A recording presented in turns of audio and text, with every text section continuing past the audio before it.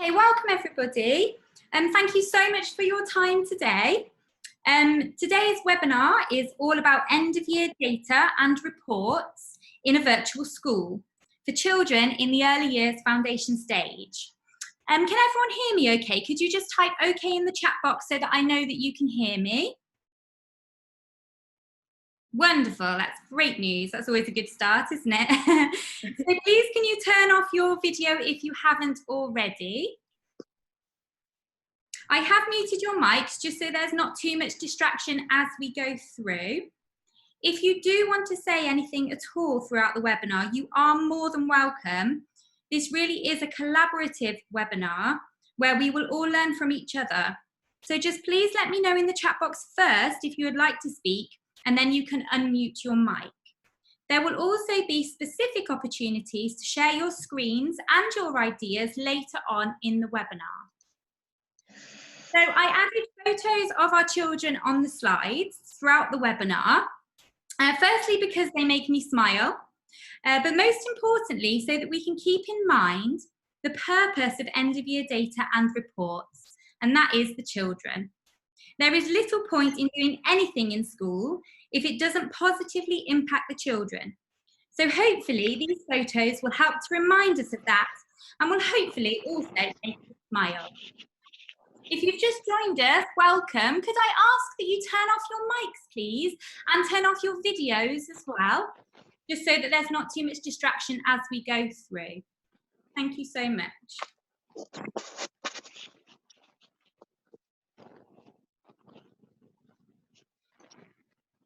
So for those of you listening for the first time, my name is Emma Coleman, and I am the head of campus in Sai Kung at North Anglia International School, Hong Kong.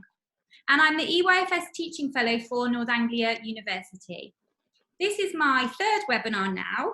If you missed the first two, the links are here if you are interested.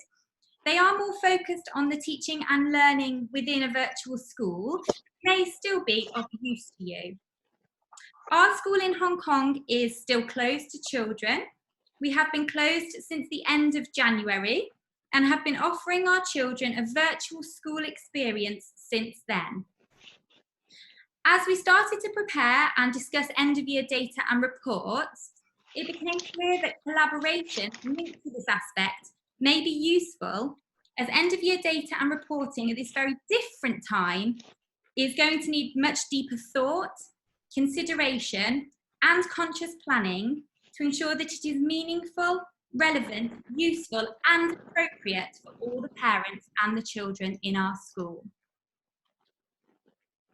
Welcome if you've just joined us. I've just seen a few more people come on. If you are just joining us, could you please mute your microphones for me and turn off your videos as well? That would be fantastic. Thank you so much. So throughout this webinar, we will look at various different aspects.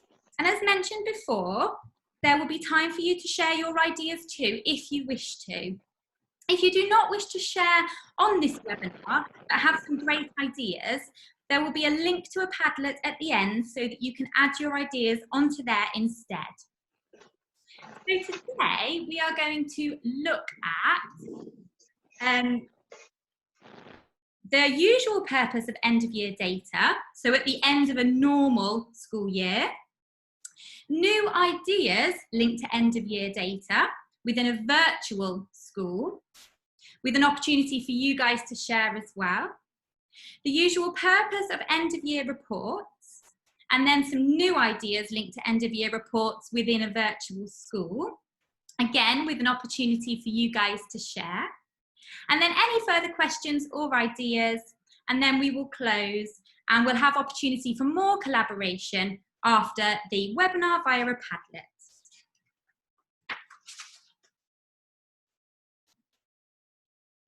So when we started to think about end-of-year data and reporting in our school, the focus of our discussion, as always, was what will the impact be on the children? How can we ensure that what we do with data and reporting is done in a way that it will impact the children's learning in a positive way, even if they are not physically in school? I truly, truly believe that if we keep the child at the heart of each decision we make, we will always make the right one. And so this is how we in our school have started to frame our conversations about data and reporting, with the child at the centre.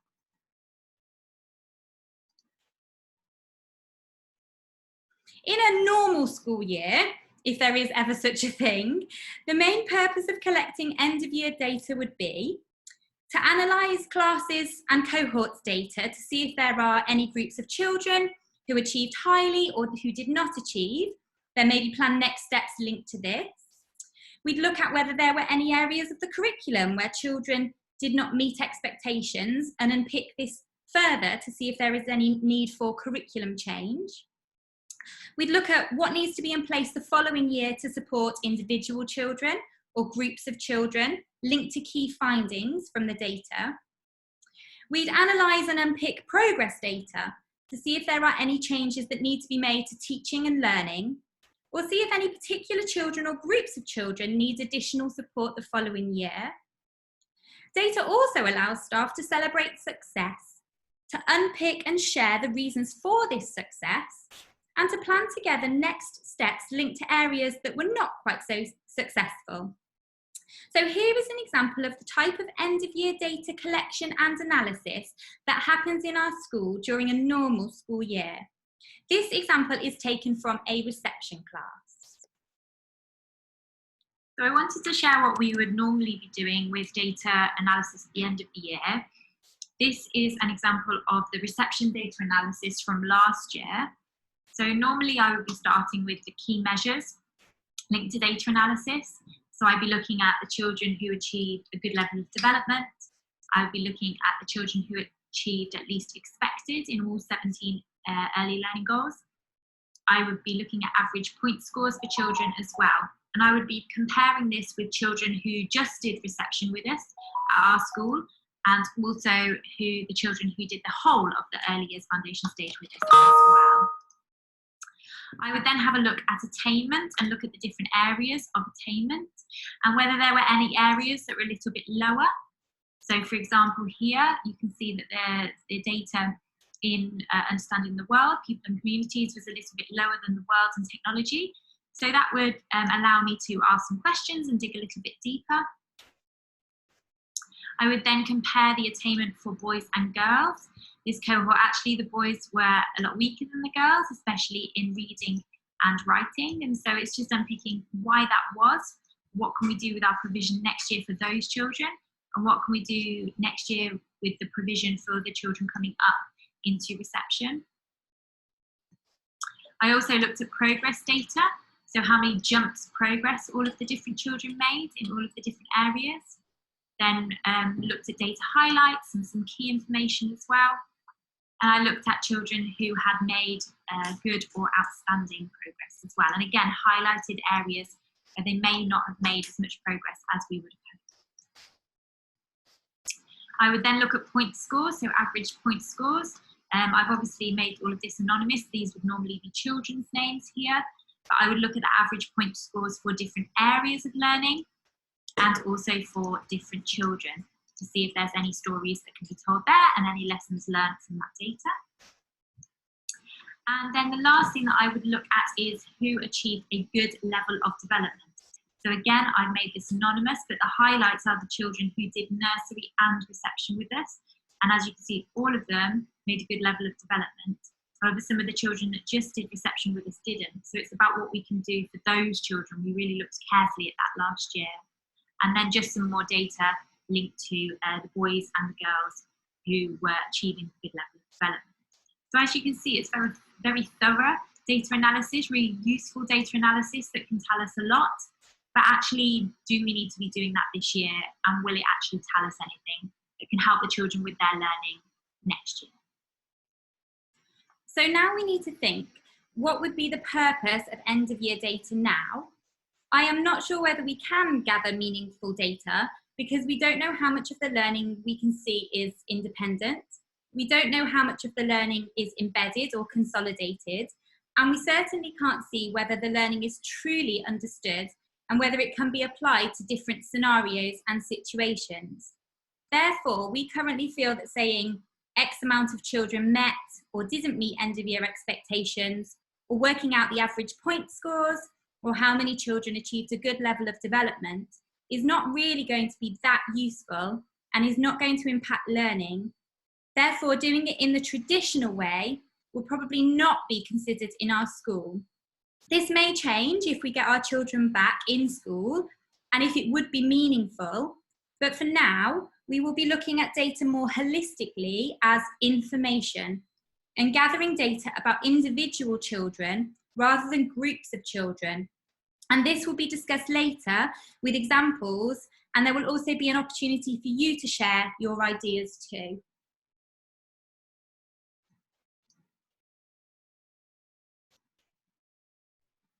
So now you have seen what we usually do linked to data, I will now go through some of our initial thoughts and supplementary documents linked to end of year data. Then I will open up for discussion so that you can share your ideas with other colleagues from around the world. So for our school, as I said earlier, for data, we will look to focus on individual children rather than analysing group data.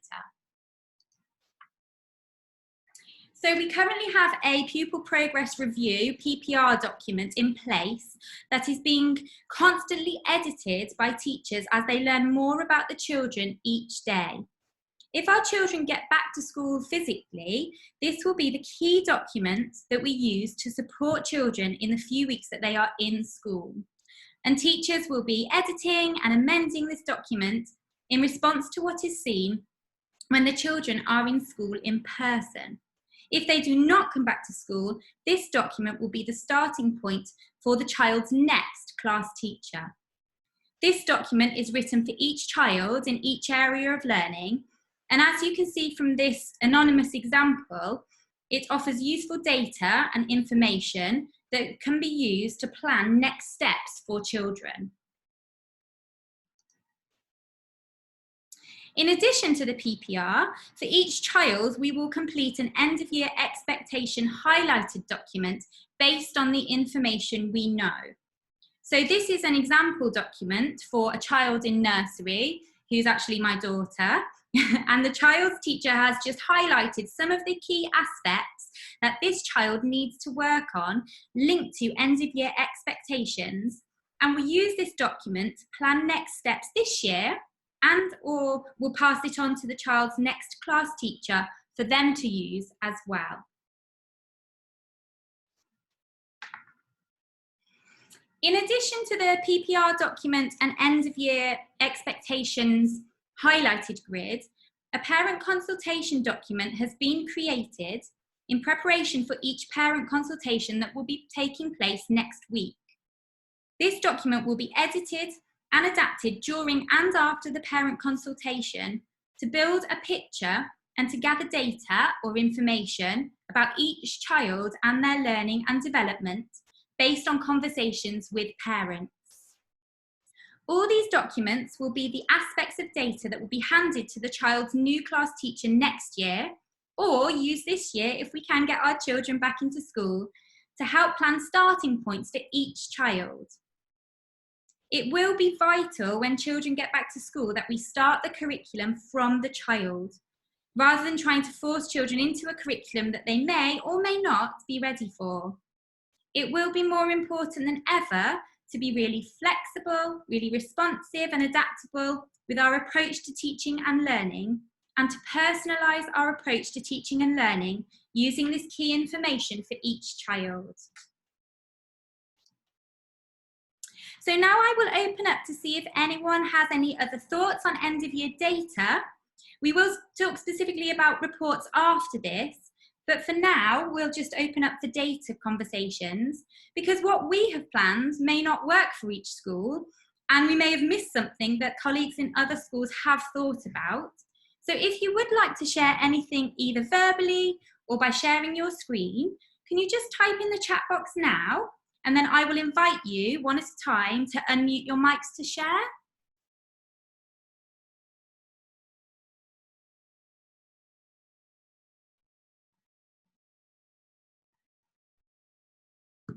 Okay, no problem at all. If you want to share after, there is, oh, hold on, we've got Sarah who's happy to share their end of year expectations.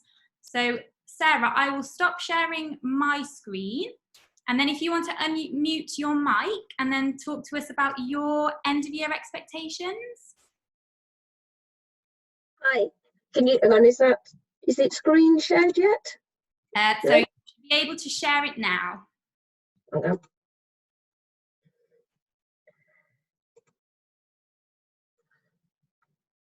Can you see it now? Can you see? Because it's starting. Oh yes, brilliant, we can see. Yeah, I think what we were finding was, even though that we wanted for our F1, that's our pre-nursery and our nursery and our reception, was that the expectations that we would normally expect them to be at, we know they're not going to be anywhere near. So we wanted to try to be also realistic about what it is that we would want them to be ready for going into next year, because we've already started to have some of our parent meetings, and again they were saying they're going to be behind. So what we wanted to do was create now a list of expectations that are linked to development matters, but also as well what we just thought were our priorities, so that then going forward now into getting ready for year one, what is it that we would like to see from our children. We are lucky that schools are in Vietnam are coming back at the moment, and so we are likely to have our children for 5 weeks. But for those families that are unable to return to Vietnam, we've also got it that then they will have this next week shared with them, that their parents will also be able to assess themselves, really say, oh no, they can and they can't, and we'll have another parents meeting really to talk through what are the priorities. So we've also sent a questionnaire to our parents to also say, as that preparation for return, what is it that you think are the priorities, or what are you not seeing at home that we can also as a starting point when they arrive, that we're not then with a blank piece of paper. That sounds fantastic. Thank you so much for sharing that, Sarah. That really does look amazing. Thank you. And I'll send you the entire booklet. So again, we're just waiting for it to be finally publishing. This is just a published document that we've just done, but it will be all nicely Nord-Anglified by the end of today, tomorrow, that I'll put a link on. And then this is just some practical things of what they can start to work on at home as well. So if parents are concerned that their children are not doing some of these things that we're expecting, they then have got different bits here about how they can promote and then try these different activities as well. So it's just going to be all in one booklet that then outlines exactly how they can help and what's our expectations are. That sounds amazing. Thank you so much for sharing that. That's such a thorough document that will really, really help teachers and parents to get ready. So thank you so much for sharing that. It really is appreciated. I think Sarah's going to share it on our Padlet, if that's okay, Sarah, and then we can have access to that after. Thank you again. I'll just pop up my chat screen again. Is there anybody else who would like to share? Super. Okay, great. So we will move on to end of year reports. So again, in a normal year, end of year reports would allow parents to read a celebration of their child's holistic development and to learn about any relevant next steps. A typical end of year report at our school for EYFS children looks like this. As I did with the end of year data analysis, I also wanted to share an example of the normal end of year report that we do for the children. This is an example of an end of year report for a nursery child from last year. As with the data, it's very thorough and very detailed. So it starts with explaining to the parents about their child's characteristics of effective learning and how they have got on, giving them practical examples of some of the things that they have developed in school linked to the characteristics. The report then talks about the different areas of our curriculum and how their child has got on, with some real examples of what they've done, and some information about the developmental bands that their child is working within and any next steps that they might want to work on at home and that the teachers will be working on next year as well. So as you can see, we do that comment and give that information for personal, social and emotional development, communication and language, physical development, literacy and maths, and then understanding the world and expressive arts and design. So there's lots of information there for parents. It's based on the whole year of progress and development for that child. And then there is a lovely personal comment at the end, just all about the child and how amazing they've been and some of their key achievements. There's also an attached document, which is a specialist report, which gives them information about their Mandarin learning, their PE learning, and their music learning as well. So there's lots and lots of information there. So it's just about us thinking about whether that sort of information and that depth of information would be relevant this year. And we haven't seen our children, for us, since January. So the latest conversations in our school have been based around the purpose of an end of year report for children who have not seen their teacher since January, and how we can ensure that this report still celebrates children and is still a useful document for parents, especially knowing how long they take teachers to write. So as discussed before, in our school, we are currently planning virtual parent consultations. We are planning these parent consultations carefully and thoughtfully to ensure that what we will be sharing with parents will have an impact on their child and their learning, and that parents will come away from the virtual parent consultation feeling that it has added value to their child's virtual school experience. When planning these virtual parent consultations, we will look at some key elements that will later be built upon and extended within a child's end of year report.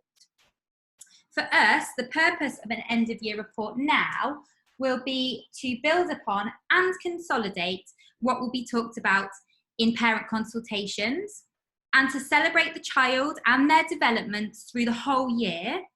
It will be less about letting parents know whether or not children have met, are working towards or exceeding end of year expectations, and more about the child's learning attitude, key skill abilities, and any relevant specific next steps ready for next year. Again, this will be discussed later with examples and an opportunity for you to share your ideas too, if you wish. So for end of year reports, again, we are still in the discussion phase. Currently, what we are thinking for end of year reports is that they are focused around 3 or 4 key areas. So key academic achievements, which may or may not be split into prime and specific areas with quite succinct and relevant next steps. Characteristics of effective learning information for parents, and then a personal comment, something a little bit like this.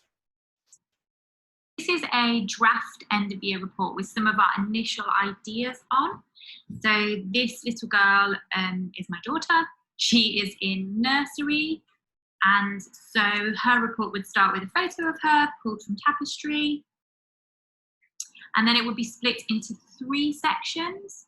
So the first section would be linked to Isla's progress in literacy and maths, with sort of a blurb about how she's getting on, what we've seen with her virtual learning and what we knew about her before when she was in school, and then just some very succinct next steps, one linked to literacy, one linked to maths.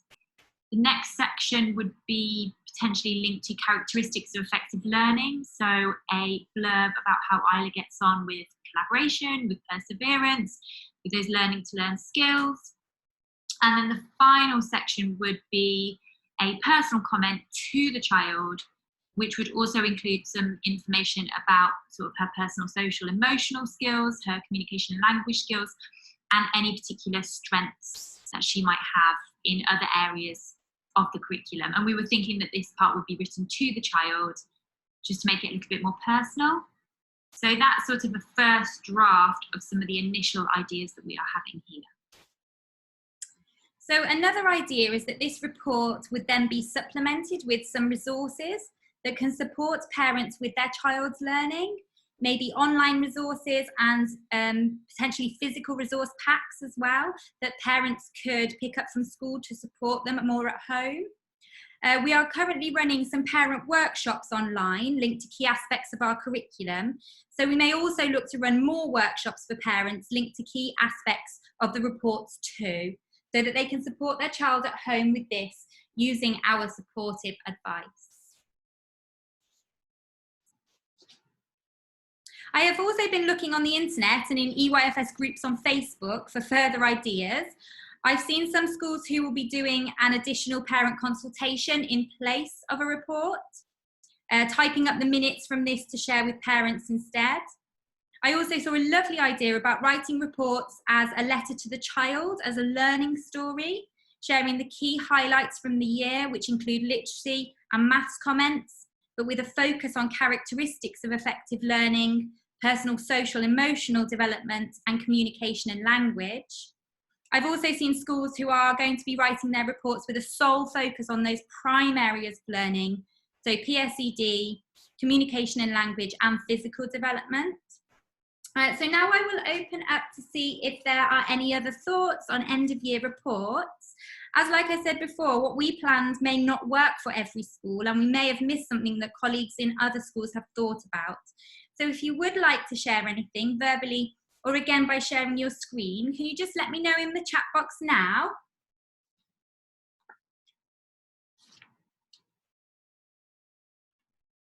And again, we'll have the Padlet after that, we can share ideas as well. Okay, super. So thank you so much for your time and engagement today. It really is so great to have a wide collaborative community who really do want to work together to get things right for all of our children. So has anyone got any further questions before we close? If you have, if you just type them in the chat box now. We've got about 7 minutes remaining. So if you do want to ask anything, just pop it in the chat now. Yes, we will be sharing all of the documents that we've shared today. And I will send around a link to those documents, and I will send around a link to the Padlet as well after this webinar. You can also have the draft reports as well. That's absolutely fine. Oh, and Erica has said that she's got some draft reports that she could share too. So thank you, Erica. That's brilliant. That would be really lovely to see your ideas as well. So yes, I'll share all of that information.